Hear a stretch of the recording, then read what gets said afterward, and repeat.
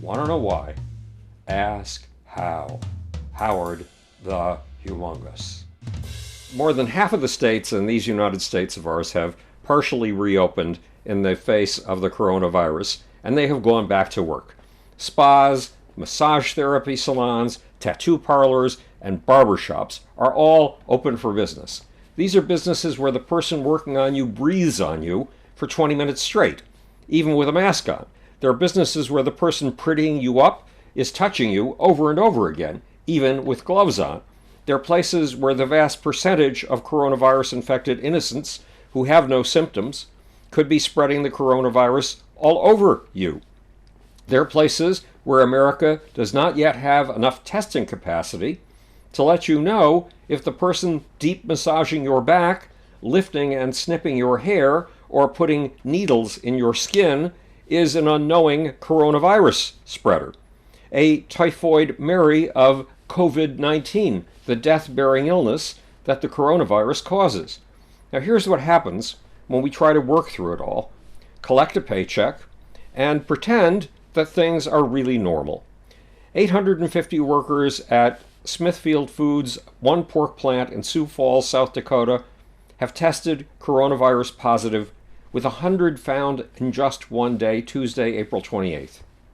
Way back on April 7th in Wisconsin, the legislature and court forced a primary election. The result was simple. 52 poll workers and voters tested positive for the coronavirus after being forced to gather to cast votes.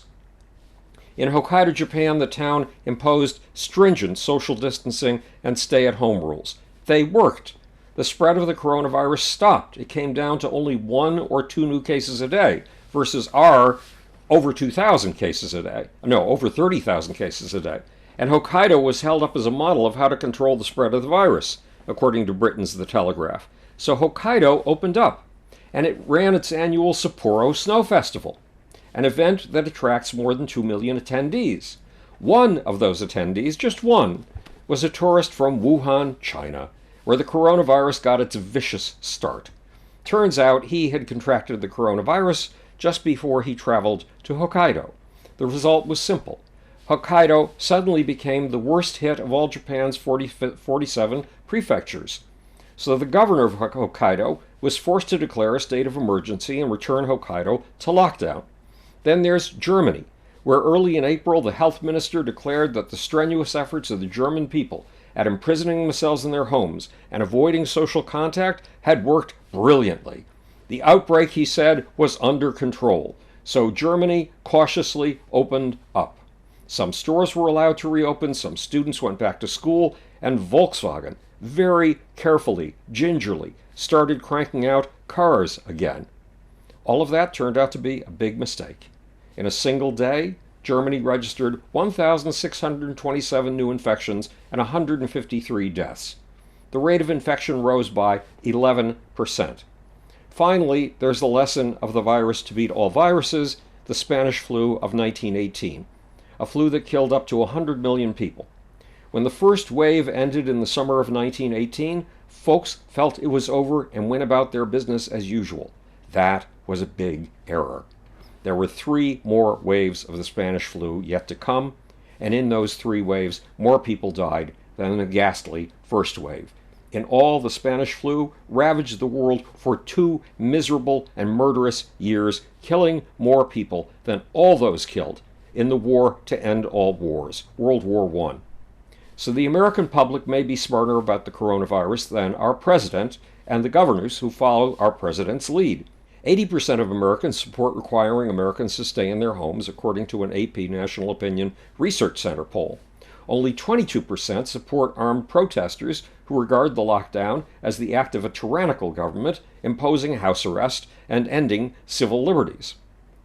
In fact, 60% are opposed to the anti-lockdown protesters, even among Republicans.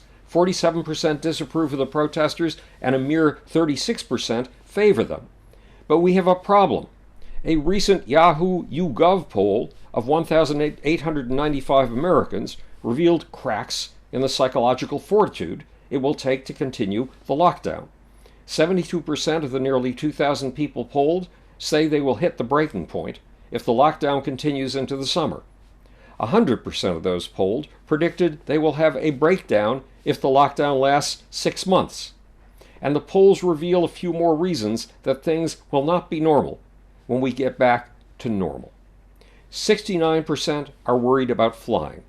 62% are worried about going to restaurants. 76% are worried about going on cruise ships.